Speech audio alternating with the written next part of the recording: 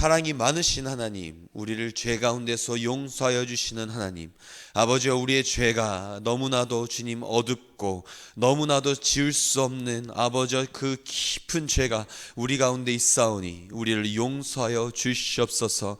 매일같이 주님을 바라보고자 노력하오나 매일같이 육신이 연약하여 넘어지고 또 넘어져 일어날 힘조차 없을 아버지여, 우리의 마음 가운데 이 어려움이 있을 때에 주님께서는 친히 찾아오시어 그 거룩한 손으로 따뜻한 마음으로 우리의 죄를 녹여주시고 단단하고 굳어진 우리의 마음을 아버지여 주님 무너뜨려 주시어 아버지여 온전히 부드러운 마음으로 주님을 만나게 하시고 아버지여 주 앞에 엎드려져 아버지여 우리의 주님, 우리의 그 어둡고 그 말로 다 표현하지 못할 죄들을 아버지여 주님 용서하여 주시옵소서. 우리가 구하옵나니 주여, 주님께서는 아버지여 그 뜨거운 예수 그리스도의 보혈로 아버지여 주님 그 붉은 예수 그리스도의 십자가 보혈로 아버지여 우리를 깨끗하게 하여 주시옵시고 정금같이 희게 하여 주시어 다시 한번 주님을 바라보고 다시 한번 주님과 함께 아버지여 이 땅 가운데서 주님의 나라를 누릴 수 있는 주님의 백성들이 될 수 있도록 역사하여 주시옵소서. 이 시간 말씀을 나누며 아버지여 함께 주님을 나누고자 합니다. 아버지여 주님을 나누는 이 모든 시간 주님께서 인도하여 주시옵시고 능력 허락하여 주시옵소서. 이 모든 말씀 예수님 이름으로 기도드렸습니다. 아멘. 우리 함께 나누실 말씀은 요한복음 9장 13절부터 41절까지 말씀입니다. 요한복음 9장 13절부터 함께 읽겠습니다. 저희가 교독하도록 하겠습니다. 저희가 전에 소경되었던 사람을 데리고 바리새인들에게 갔더라.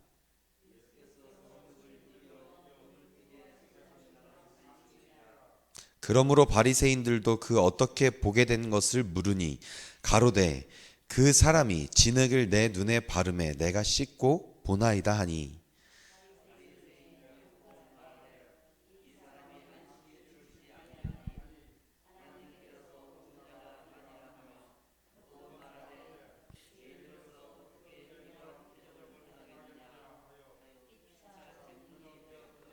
이에 소경이 되었던 자에게 다시 묻되 그 사람이 내 눈을 뜨게 하였으니 너는 그를 어떠한 사람이라 하느냐. 대답하되 선지자이니이다 한데,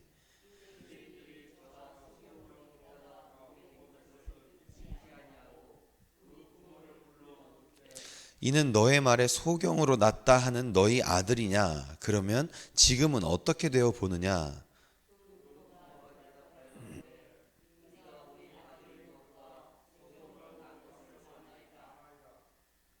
그러나 지금 어떻게 보게 되었는지 보는지 또는 누가 그 눈을 뜨게 하였는지 우리는 알지 못하나이다. 저에게 물어보시오.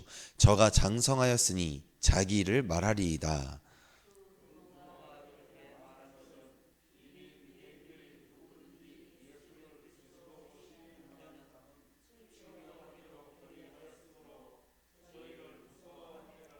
이러므로 그 부모가 말하기를 저가 장성하였으니 저에게 물어보시오 하였더라. 아멘. 여기까지 말씀 함께 나누겠습니다.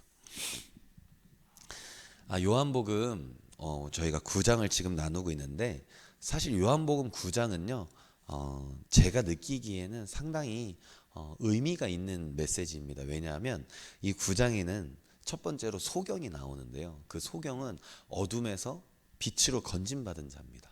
그리고 두 번째는 지금 오늘 본문에 나왔던 부모님들이 나와요. 부모는 분명히 예수를 아는 자들이고 예수를 믿는 자들인데 두려움으로 인해서 온전히 예수를 고백하지 못하는 사람이 나옵니다. 그리고 내일 함께 나눌 말씀은 나머지 바리새인들인데요, 바리새인들은 예수를 부인하는 자들이죠. 지금 이스라엘 사람들, 이스라엘 땅에 사는 사람들의 유형을 정말 잘 나타내 준 것 같아요. 아직 예수님을 모르는 자들, 예수님을 아는데 두려움이 있는 자들, 그리고 예수님을 아는데 믿지 않고자 하는 자들이 있습니다. 그 중에 오늘은 부모, 그러니까 예수를 아는데 두려움이 있는 자들에 대해서 함께 나누고 싶습니다. 오늘 13절부터 16절까지의 본문을 보면 어떤 내용이 나오냐면 어떤 사람들이 맹인을 데리고 이제 바리새인에게 갑니다. 왜냐하면 이 맹인이 분명히 맹인이었거든요. 근데 안식일에 소경이 눈을 뜨게 되는 사건을 이제 목격을 하게 된 거예요.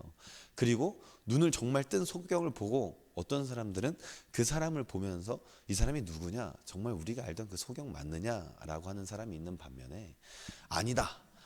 그 사람은 아니다, 맞다, 이런 막 논쟁들이 있었어요. 그러던 찰나에 안 되겠다, 우리 바리새인들에게 데리고 가서 정말 이런 일들이 가능한지, 이 사람이 정말 눈을 뜬 사람이 맞는지 확인을 한번 해보자라고 해서 바리새인들한테 데리고 가는데 바리새인들의 반응이 두 개로 나뉘어요. 첫 번째 반응은 맹인을 고친 예수는 안식일을 지키지 않는 죄인으로 하나님으로부터 온 자가 아니다. 지금 맹인이 눈을 떠서 맹인을 데리고 왔는데 지금 바리새인들은 그를 보고, 맹인을 보고, 눈뜬 맹인을 보고 예수님이 진짜냐 가짜냐 가지고 지금 가짜다라고 이야기를 하고 있는 거예요. 그런데 또 한편의 바리새인들은 어떻게 대답을 하냐면 아니다, 예수는 죄인이 아닌 것 같다. 왜냐하면 죄인으로서는 이런 표적을 행할 수가 없다. 이렇게 두 가지 반응으로 나뉩니다. 그런데 17절에 지금 이 맹인의 고백을 직접 들어보면 뭐라 그러냐면 그는 선지자다, 이렇게 이야기를 하고 있어요. 바리새인들, 율법을 너무나도 잘 아는 바리새인들한테 갔더니 두 가지 의견으로 나뉘는데 예수님을 직접 만난 사람은 선지자로서이다 라고 확실하게 이야기를 하고 있습니다. 그런가 하면 18절부터 19절에 이제 부모한테 찾아가요, 바리새인들이. 왜냐하면 지금 이 사람이 소경이었으면 이 사람이 지금 헛소리 할 수도 있다. 자기가 소경이었기 때문에 온전히 자기가 어떻게 나았는지 모를 수도 있겠다. 그러면서 부모한테 데리고 갑니다. 그런데 사실 부모한테 데리고 간 이유는 아님을 지금 검증을 받고 싶은 거예요. 왜냐하면 이 소경의 부모도 유대인일 텐데 이 유대인들이 지금 예수를 그리스도라고 이야기하기만 하면 다 출교를 시켜버렸거든요. 그러니까 부모에게로 데리고 가면 이 부모가 분명히 아니라고 이야기할 거라는 것을 예측을 하지 않았을까. 제가 그렇게 한번 추론을 해봤습니다. 그래서 부모한테 데리고 가요. 아니나 다를까 부모의 반응은 이래요. 모른다. 나는 모르겠다. 그는 장성하였으니 가서 직접 물어봐라. 그러면서 23절에 그렇게 대답한 이유가 나옵니다. 출교당하는 게 두려워서 이 부모님들은 이 아이가 어떻게 나았는지 이야기를 안 해주고 그에게 직접 물어보라고 했다라고 기록이 되어 있습니다. 이 출교라는 뜻은 어떤 뜻이냐면요, 사실 이제 헬라어로 이 아포 시나고고스라는 뜻인데 이 아포라는 것은 무엇으로부터라는 뜻이고 시나고게는 회당이라는 뜻이에요. 그래서 쉽게 이야기하면 출교라는 것은 회당으로부터 이제 밖으로 쫓겨나다, 이런 뜻입니다. 근데 이게 이 출교라는 이 회당으로부터 이 쫓겨나다라는 뜻이 이 상황이 어떤 상황이냐면 유대인들에게 있어서는 단순히 종교적인 문제가 아니었어요. 왜냐하면 출교를 당하잖아요. 그럼 유대인들이랑 아예 같이 교제를 못해요. 교제를 못한다는 것은 같이 식사도 못하고 대화도 못한다는 이야기예요. 식사 대화뿐만이 아니라 결혼도 못해요. 결혼도 못하는 것뿐만이 아니라 직장도 못 다니겠죠. 같이 있을 수가 없으니까. 그래서 이 출교라는 것은 이스라엘 사람들한테 보통의 문제가 아닌 거예요. 그냥 그 사회에서 배척당하는 거예요. 거기서 살 수가 없는 거예요. 그런데 단순히 그 회당 안에 있는 사람들에 한해서 교제를 못하고 같이 결혼을 못하는 것이 아니라 이 회당의 개념은 유대인들이 있는 곳은 어디나 회당이 있었어요. 그 회당 전체에서, 쉽게 이야기해서 이스라엘 민족 전체에서 출교당하는 거랑 마찬가지인 거예요. 그러다 보니까 출교는 곧 유대인들에게는 죽음이었습니다. 그러니까 출교당하면 안 되는 거예요. 살 수가 없는 거예요. 그런데 이 출교에도 종류가 있어요. 세 가지 종류가 있다고 하는데 니딘이라는 건데 첫 번째 단계인 것 같아요. 무엇이냐? 한시적인 출교. 약 한 30일 정도 우리 이를 출교를 시키자. 그리고 케렘. 니딘보다는 조금 더 강력한 출교인데 교제를 금지시키고 10명 이상의 유대인들이 이 사람 지금 회개했다, 반성했다 하면 10명 이상의 유대인들이 그를 보고 진짜 회개했다라고 인정해주면 돌아오는 그런 출교. 마지막 세 번째 단계, 샴마다라 그래서 영구적인 추방. 그런데 이 추방에는 이스라엘 사람들이 한 가지 조건이, 전제가 있었어야 됐어요. 어떤 전제냐? 사랑이에요, 사랑. 그래서 고린도전서에서 바울이 뭐라고 이야기를 하냐면, 너희들이 내보낼 때 다시 돌아오게 하는 목적으로 내보내야 된다. 쉽게 이야기하면 그가 도무지 회개하지 않았을 때 내보내고, 내보낼 때도 조건이 있어야 되는 거예요. 너 내가 출교시킬 때 너 지금 미워서 그러는 거 아니야. 너 반드시 돌아와야 돼. 그러니까 제발 근신하면서 회개해라, 하나님 앞에. 그리고 회개만 하면 난 돌아오게 해줄 거야. 이 목적을 가지고 출교를 하라고 이야기를 하거든요. 그러니까 지금 이 출교 당할 때 이 출교에 두려움이 있다는 건 무슨 말이냐면, 지금 그리스도를 믿는다는 것은 이 사랑이 전제되어 있지 않고 영원히 추방되는 것을 이 암묵적으로 바리새인들이 이 분위기를 조성을 해버린 거예요. 그래 버리니까 이 사람들이 지금 두려워서 떠는 거는 회개하면 돌아오는 그 정도의 출교가 아니라 영원히 출교되는 것을 두려워했던 것 같아요. 그리고 그 분위기들을 바리새인들이 만들어 놨던 것 같아요. 그러다 보니까 이 부모가 지금 자식을 지금 두둔해 주지 못하고 그냥 그에게 직접 가서 물어보라라고 이야기를 하고 있습니다. 지금 이 상황이, 지금 그림이 그려지시죠? 바리새인들한테 사람들이 소경을 데리고 갔고, 바리새인들 사이에서 분쟁이 일어나고, 그리고 그 부모한테 찾아갔더니 부모가 그 자식을 이게 사랑으로 감싸주지 못하고 그를 그냥 사지에 내모는 거죠, 이거. 그러니까 가정에서도 지금 분쟁이 일어나고, 지금 어떤 일들이 일어나고 있나요? 계속 분쟁이 계속 일어나고 있죠. 첫 번째 분쟁은 어디였죠? 바리새인들 사이에서의 분쟁. 어떻게 분쟁이 생겼냐면, 지금 예수님이 행한 표적을 가지고 어떤 부류는 예수님이 진짜다라고 이야기를 하고, 어떤 또 그룹에서는 분명히 같은 바리새인들인데 예수가 죄인이다라고 이야기를 하고 있습니다. 왜 분명히 같은 바리새인들인데 예수님께서 행하신 표적을 보고 바리새인이냐, 그 죄인이냐, 죄인이 아니냐로 나뉘었을까요? 사실 이것은 필연적인 분쟁입니다. 왜 필연적인 분쟁이냐? 예수님이 어저께도 말씀을 나눴지만 요한복음 1장에 보면 빛 가운데, 어둠 가운데 빛을 비추셨다라고 말씀을 하셨어요. 그런데 어둠이 빛을 보지 알아보지 못한다라고 기록이 되어 있습니다. 그런데 어떤 사람들은 그 빛을 알아보았던 거죠. 어저께 소경처럼요. 그 소경과 같은 사람은 우리는 무엇이라고 이야기했었죠? 하나님의 은혜를 받은 자들.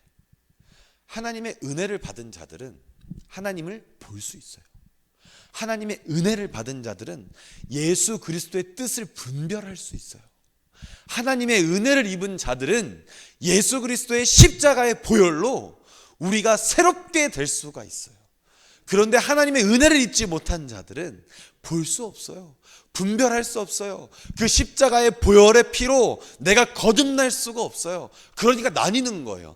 예수 그리스도의 그 놀라우신 일을 행하는 그 소경된 자, 지금 본문에는 창세 때부터, 이 다음 본문에는 창세 때부터 지금까지 나는 한 번도 눈먼 자, 태어날 때부터 눈먼 자를 고치는 일은 단 한 번도 볼 수 없었다는 이 소경의 고백처럼, 한 번도 일어나지 않은 일을 예수 그리스도께서 보여주셨음에도 불구하고 믿지 못하는 어둠 속에 있는 하나님의 은혜를 입지 못한 자들, 그리고 하나님의 은혜를 입어서 하나님의 일하심으로 말미암아 그가 하나님의 아들임을 볼 수 있었던 하나님의 은혜를 입은 자들, 두 그룹이 지금 함께 있는 거예요. 그러다 보니까 이 분쟁은 필연적인 분쟁인 것이죠. 왜? 마태복음 10장 34절부터 35절까지 뭐라고 기록이 되어 있냐면, 내가 세상에 화평을 주러 온 줄로 생각하지 말라. 화평이 아니요 검을 주러 왔노라. 내가 온 것은 사람이 그 아비와 딸이, 어미와 며느리가 시어머니와 불화하게 하려 함이니. 예수님의 이 말씀은 화평한 그 가정을 내가 사랑하지 못하게 깨트린다는 이야기가 아닙니다. 예수님께서는 가정을 깨려고 내가 왔다고 말씀하시는 게 아니에요. 내가 온 것은 내가 복음을 전하러 왔다는 거예요. 예수 그리스도의 십자가의 보혈을 내가 전하러 왔다는 거예요. 그런데 그 복음이 들어가면 복음을 받아들이는 자, 복음을 받아들이지 않는 자 사이에 분쟁이 일어날 수밖에 없다는 거예요. 왜냐? 빛과 어둠은 공존할 수 없기 때문에. 복음이 들어가면 그 복음으로 삶이 바뀌는 자, 바뀌지 않는 자, 그 사이에서 삶이 바뀌는 자는 하나님의 말씀을 따라 살기 때문에 그 말씀대로 그 말씀에 순종하지 않음으로 사는 사람들과는 절대 같이 살 수가 없게 되는 거죠. 왜? 자꾸 부딪히는 거예요. 무엇으로? 말씀으로. 말씀이 기준이 되는데, 말씀이 기준이 되어서 거기에 순종하는 자와 순종하지 않는 자가 어떻게 섞이겠습니까? 절대 섞일 수가 없습니다. 그렇기 때문에 마태복음에서 예수님께서는 이렇게 말씀하시는 거예요. 내가 검을 주러 왔노라. 화평이 아니다. 검을 주러 왔노라. 왜요? 그 말씀이 있어야 우리는 생명을 얻을 수 있기 때문에. 아마 같은 맥락인지 맥락이 아닌지 사실 저는 아직 연구해 보지는 않았는데 이 말씀을 보면서 문득 그런 생각이 들었습니다. 왜 하필 검을 주러 왔다고 이야기하셨을까? 왜 하필 검을 주러 왔다고 이야기하셨을까? 에베소서의 바울이 이 검을 뭐라고 표현을 하냐면 성령의 검이라 그래요. 그리고 그 성령의 검은 곧 말씀을 의미합니다. 성령의 검, 말씀을 주었다. 내가 검을 주러 왔노라. 내가 말씀을 주러 왔노라. 그 말씀에 순종하는 자와 순종하지 않는 자는 아비와 딸이, 어머니와 며느리가 시어머니와 불화하게 하려 함이니 무엇으로? 말씀으로.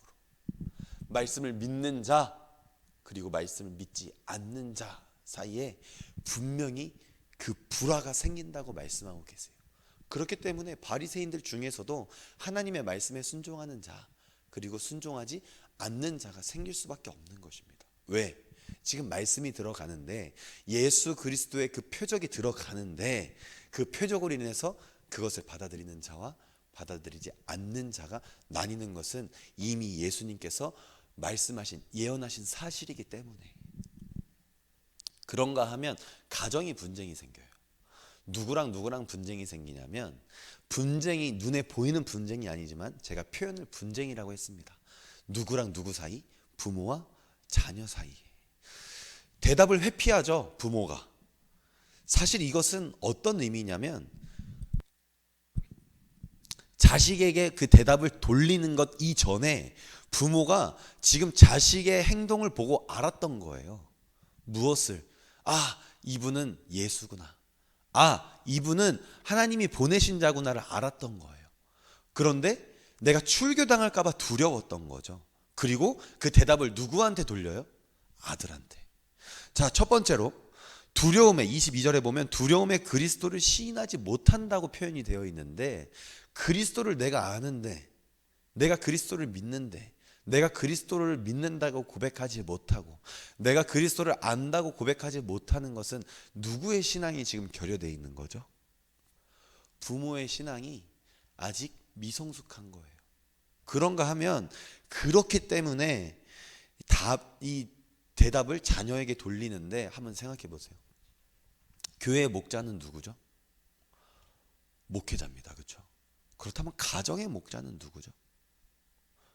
부모겠죠.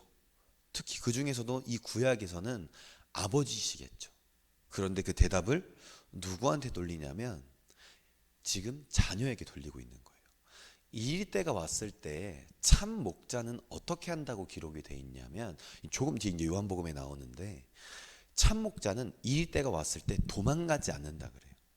무슨 말이냐? 설령 내가 이 때에 물어 뜯겨서 내가 죽을지언정 내가 도망가지 않는다고 이야기하고 있어요. 그런데 이 지금 부모는 어떻게 하고 있는 거예요? 그냥 내빼는 거예요. 지금 도망가고 있는 거예요. 내 자녀가 여기 있는데 내가 지금 먹여야 할 내 양이 여기 있는데 부모로서 내가 너무나도 두려우니까 내가 죽을까 봐 얘를 두고 지금 도망가는 꼴인 거예요. 대답을 지금 누구한테 돌리고 있습니까? 자녀한테 돌리고 있어요. 지금 온전하지 못한 신앙으로 인해서 이리 때가 왔을 때 나는 도망가 버리는 것이죠. 내가 지금 신앙이 성숙하지 못하고 내가 하나님 앞에 바로 서 있지 못한 일로 말미암아 내 자녀가 지금 죽게 되는 상황에 놓여 있습니다. 우리가 신앙생활을 해 나아갈 때에 우리 자녀를 우리가 양육하면서 우리는 자녀들에게 어떤 모습을 보여줬나요? 우리는 세상과 부딪히는 일들을 우리가 경험하면서 세상과 부딪힐 때 말씀으로 승리하는 모습을 보여줬나요? 우리가 자녀들에게 우리가 말씀에 순종해서 내가 조금 피해를 볼지언정 우리는 하나님의 말씀에 순종하리라, 죽으면 죽으리라 라는 우리의 순종의 모습을 보여주셨나요? 아니면 내가 말씀에 순종하노라, 내가 예수를 믿노라 하면서 세상과 부딪히는 일이 있을 때, 내 가정 안에서 서로 분쟁이 있을 때, 그때 하나님의 말씀에 순종하기보다 내 의가, 내 혈기가, 내 생각이 앞서는 모습을 보여주셨나요? 오늘 우리 본문의 부모는 내 생각과 내 판단과 내 두려움에 사로잡혀서 하나님 말씀에 순종하지 못하는 모습을 보여주고 있습니다. 그런데 사실 성경은 특히 구약에서는 이 부분을 매우 중요하게 다루고 있어요. 혹시 신명기 사관이라고 들어보셨나요? 무슨 말이냐? 신명기적 역사관을 가진다라는 뜻입니다. 신명기적 역사관이 무엇이냐? 여러 가지가 있는데 그 중에 신명기 6장 1절부터 9절에 보면 이런 내용이 있습니다. 4절부터 이스라엘아 들으라, 우리 하나님 여호와는 오직 하나인 여호와시니 너는 마음을 다하고 성품을 다하고 힘을 다하여 내 하나님 여호와를 사랑하라. 오늘날 내가 내게 명하는 이 말씀을 너는 마음에 새기고 내 자녀에게 부지런히 가르치며 집에 앉았을 때에든지 길에 행할 때에든지 누웠을 때에든지 일어날 때에든지 이 말씀을 강론할 것이며 라고 말씀하고 있습니다. 무슨 말이냐? 하나님 여호와를 사랑하라. 그리고 그 말씀을 조목조목 자녀들한테 가르치라는 거예요. 사랑하라 먼저 너가 보여주고 그 다음에 자녀들에게 조목조목 가르치라 라고 되어 있습니다. 먼저 너가 그렇게 살아내고 그 다음에 자녀들에게 조목조목 가르치라. 무슨 말이냐면 하나님의 말씀을 그 유업으로 하나하나 자녀들에게 전승하라는 거예요. 그래서 하나님 여호와를 잊어버리는 일이 있지 않도록, 이것을 정말 잘 보여준 이 가정이 어느 가정이냐? 여러 가정이 있겠지만 솔로몬과 다윗입니다. 솔로몬이 왕이 되었을 때에 꿈에 누가 나타나냐면 지금 솔로몬이 하나님께 1,000번제를 드리고 나서 꿈에 하나님이 나타나세요. 솔로몬의 꿈에. 그리고 물어보세요. 네가 무엇을 갖기를 원하느냐? 솔로몬의 요술 램프 같은 거죠. 그 알라딘의 요술 램프 같은 것이죠. 그랬더니 솔로몬이 뭐라고 대답을 하냐면 이렇게 대답을 합니다. 종은 작은 아이라 출입을 알지 못하고 지혜로운 마음을 종에게 주사 주의 백성을 재판하여 선악을 분별하게 하옵소서. 솔로몬이 이것을 구하매 그 말씀이 주의 마음에 맞은지라. 솔로몬이 무엇을 구했냐면 자기가 지금 왕인 거예요. 왕의 첫 번째 해야 할 일은 백성들을 잘 다스리는 겁니다. 시시비비를 가려주어야 해요. 그런데 솔로몬이 자기가 왕으로서 그거 하기가 너무 부담스러운 거예요. 우리 아빠처럼 하기가 부담스러운 거예요. 그래서 하나님한테 구해요. 하나님께서 나에게 맡겨주신 직분이 이것이니 내가 이것을 잘할 수 있도록 나에게 힘을 좀 주시옵소서. 그래서 내가 지혜를 구합니다 라고 말씀을 하세요. 이야기를 해요. 솔로몬이 하나님께. 솔로몬이 하나님께 그렇게 이야기할 수 있었던 것은 다윗이 솔로몬을 어떻게 계속 교육했던 거예요. 우리는 하나님을 대신해서 백성들을 다스리는 자다. 우리는 하나님의 말씀으로 백성들을 다스리는 자다. 너의 뜻이 아니라 너의 생각이 아니다. 하나님의 말씀대로 너는 백성들을 다스려라. 그런데 그렇게 교육받았던 솔로몬이 꿈에 하나님이 나타나신 거예요. 그러니까 솔로몬은 지금 무엇을 구할 수 있었던 거죠? 아버지의 그 교육에 따라서 하나님이 나를 여기 세우셨던 것은 내가 이거 하라고 세우신 거 아닙니까? 내가 아버지의 말씀대로, 아버지의 말씀에 순종하여서 내가 백성들을 잘 다스리길 원합니다. 나에게 지혜를 주시옵소서. 이렇게 이야기하고 있는 거예요. 그랬더니 이 솔로몬의 중심을 보신 하나님께서 그의 그 구함이 마음에 흡족했다고 지금 기록이 되어 있습니다. 그 말씀이, 솔로몬이 이것을 구하며 그 말씀이 주의 마음에 맞은지라. 예수님은 이 땅에 오셨을 때 우리에게 복음만 전해주신 게 아니에요. 무엇을 알려주셨냐면 예수 믿는 자들이 어떻게 살아내야 할지, 어떻게 살아가야 하는지 보여주셨습니다.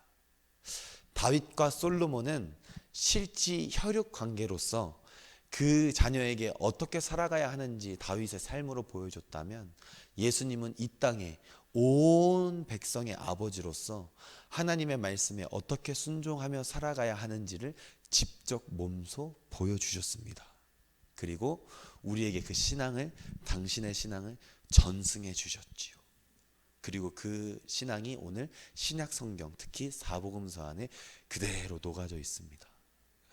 우리는 부모로서 우리는 어떤 삶을 살아가야 하는지, 그리고 단순히 가정의 부모로서가 아니라 우리가 교회에서 먼저 신앙생활을 한 자들로서 우리가 다음 세대들을 보잖아요.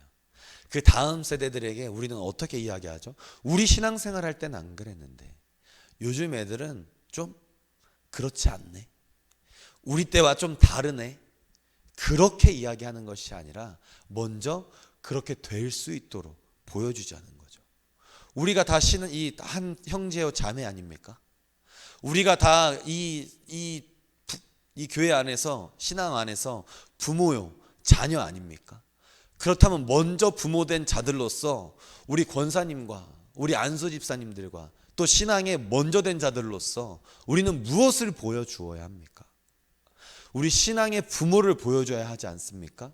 그런데 신앙의 부모를 보여줘야 한다면 소경의 어머니로서의 이 부모의 모습을 보여주실 겁니까? 아니면 다윗과 같은 부모로서의 모습을 보여주실 것입니까? 우리는 어떤 모습을 보여줘야 하죠? 어떠한 상황에서도 예수 그리스도를 주라 고백하고 그 말씀에 순종하는, 그래서 먼저 그렇게 살아가는 것을 보여주는 우리 부모들이 돼야 되지 않겠습니까? 우리는 선택해야 합니다. 이 선택은 우리에게 달려 있어요. 어떤 부모가 되어야 하는지. 그런가 하면 이 부모와 너무 대조적인 이 자녀의 모습을 우리는 볼 수가 있습니다. 27절을 보면 대답하되 내가 이미 일렀어도 듣지 아니하고 어찌하여 다시 듣고자 하니까 당신들도 그 제자가 되려 하나이까. 지금 자녀에게 가서 물어본 거예요. 야, 그러면 지금 부모님들은 너한테 대답을 하라고 다 돌렸는데, 대답을 돌렸는데 너 알고 있지? 너 대답 잘못하면 출교야. 어디 한번 이야기해 봐봐. 지금 유대인들이 이렇게 간 거 아니에요? 지금 두 번째 간 거예요. 두 번째. 첫 번째 가서 물어봤어요. 그런데 선지자라고 이야기를 한 거예요.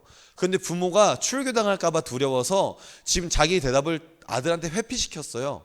그럼 아들한테 지금 두 번째 간 거예요. 27절에 보면 27절에 가서, 그래서 지금 이 바리새인들이 또 물어보니까 뭐라고 대답을 하냐면 내가 이미 일렀어도 듣지 아니하고. 아니 왜 자꾸 찾아오는 거야? 내가 이야기했잖아. 예수님이 나를 낫게 해주셨다고. 예수님이 내 눈을 낫게 해주셨다고. 난 창세전부터 이런 사실을 들은 적도 없고 본 적도 없다고. 물론 본 적 없겠죠, 소경이니까.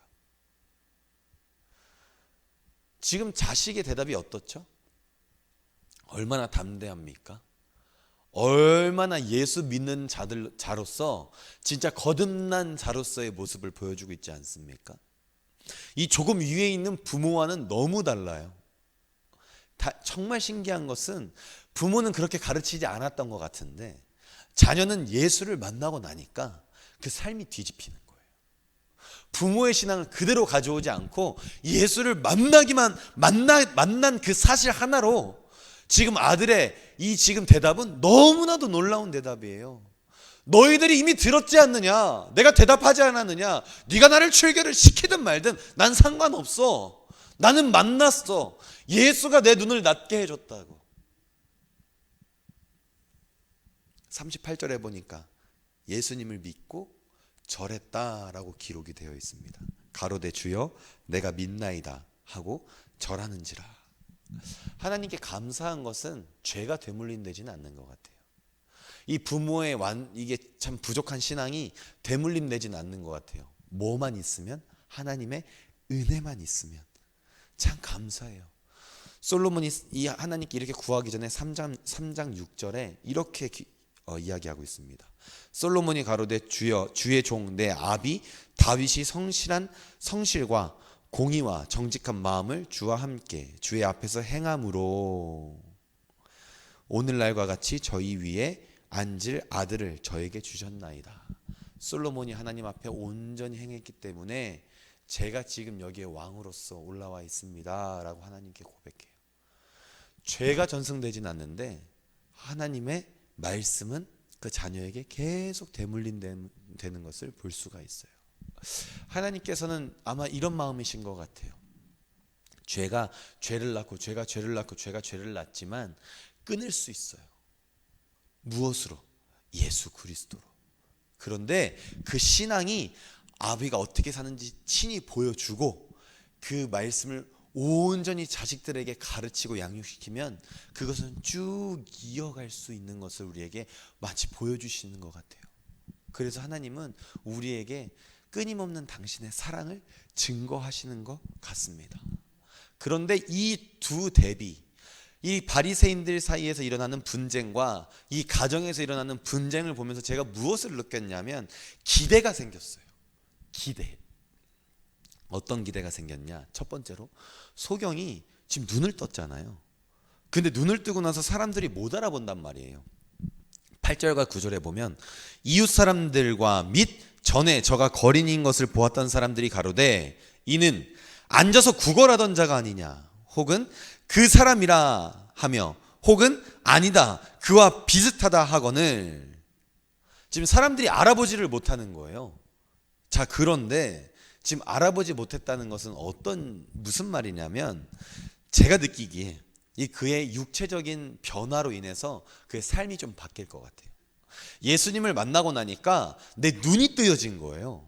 근데 그냥 영적인 눈만 뜨여진 게 아니라 이 진짜 내 눈이 뜨여진 거예요. 아마 지금 이 사람은, 이 소경은 눈이 뜨여지고 나서 그 사람의 삶이 180도 바뀌었던 것 같아요. 그가 구걸하던 자가 아니냐, 그가 거지가 아니냐, 그가 거린이 아니냐, 지금 이렇게 이야기하고 있는 거예요. 그런데 이 사람은 예수를 만나고 난 이후부터 더 이상 거린 행세하지 않겠죠. 구걸하러 돌아다니지 않겠죠. 왜? 왜요? 눈이 보이니까. 눈이 뜨여졌어요.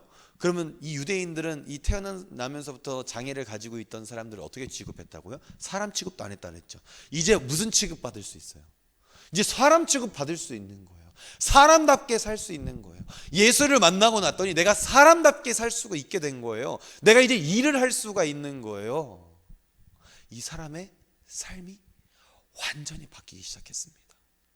그래서 기대가 돼요. 이 사람은 어떤 삶을 살아갈까? 이 다음부터 이 사람의 인생에는 어떤 변화가 있을까? 두 번째로는 영적인 삶의 기대가 생깁니다. 이 부모의 신앙으로 이 사람도 컸을 텐데, 이 소경도 컸을 텐데, 오죽했으면 부모가 이 거지 행세하라고 했을까? 이 구걸하는 행세를 하라고 했을까? 그 안에서 얼마나 그 마음이 썩어졌을까? 얼마나 예수님을 알지 못하는 그 삶을 살아갈 때에 마음이 찢어졌을까? 그런데 예수를 만나고 나서 그가 고백하는 고백을 한번 들어보세요. 얼마나 담대합니까? 마치 이 마음속에 있는 아픔이 다 씻겨진 것과 같은 고백을 당당하게 해요. 내가 이미 말하지 아니하였느냐 이렇게. 아마 이 사람의 영적인 이 변화는 우리가 생각하는 것 이상으로 참 주님을 바라보는 뜨거움이 생겼을 거예요. 그래서 이 사람의 신앙생활이 앞으로 참 기대가 됩니다.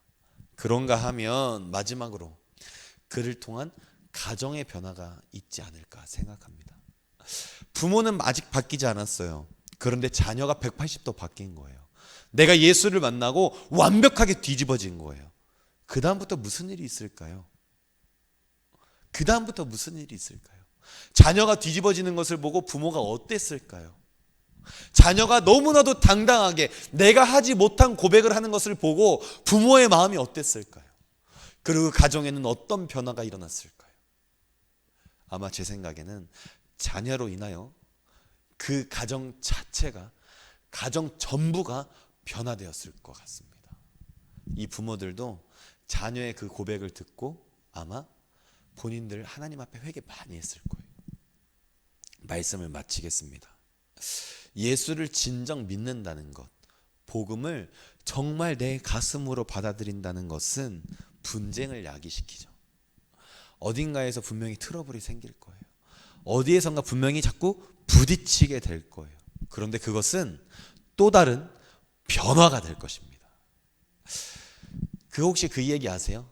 태풍이 계속 일어나잖아요, 바다에서. 그런데 그 태풍이 얼마나 세면 육지까지 올라왔을 때 육지의 모든 물건들이 다 날아다니죠. 자칫 잘못하면 집까지 다 날아갈 수도 있어요. 그 태풍으로 인해서 어마어마한 사람들이 정말 혼란을 겪습니다. 그 태풍 때문에 집을 잃어버리는 사람, 가족을 떠나보내는 사람들도 있어요. 그런데 그 태풍이 없으면 바닷속에서는 정화작용이 안 일어난다 그래요. 그 태풍으로 인해서 바다가 깨끗해진답니다. 우리 삶도 똑같은 것 같아요. 복음이 분쟁을 야기할 거예요. 하나님 말씀에 순종하는 것이 분명히 문제를 만들 거예요. 그런데 하나님 말씀에 순종하는 것이 만드는 문제는 결국 우리에게 이 분쟁 이후에 기대 또한 만들어 줄 것입니다. 그리하기에 우리는 말씀에 순종하는 삶을 살아가야 하고 복음을 내 마음에 심는 일에 소홀해서는 안 됩니다. 영적인 눈을 우리는 지저분해지지 않게 매일같이 닦아서 우리가 우리 사는 삶 가운데 복음의 거룩한 분쟁을 만들고 그 분쟁 뒤에 기대를 우리가 소망하면서 살아가는 거룩한 예수생명교회 성도들이 되기를 간절히 소망합니다. 기도하시겠습니다. 하나님,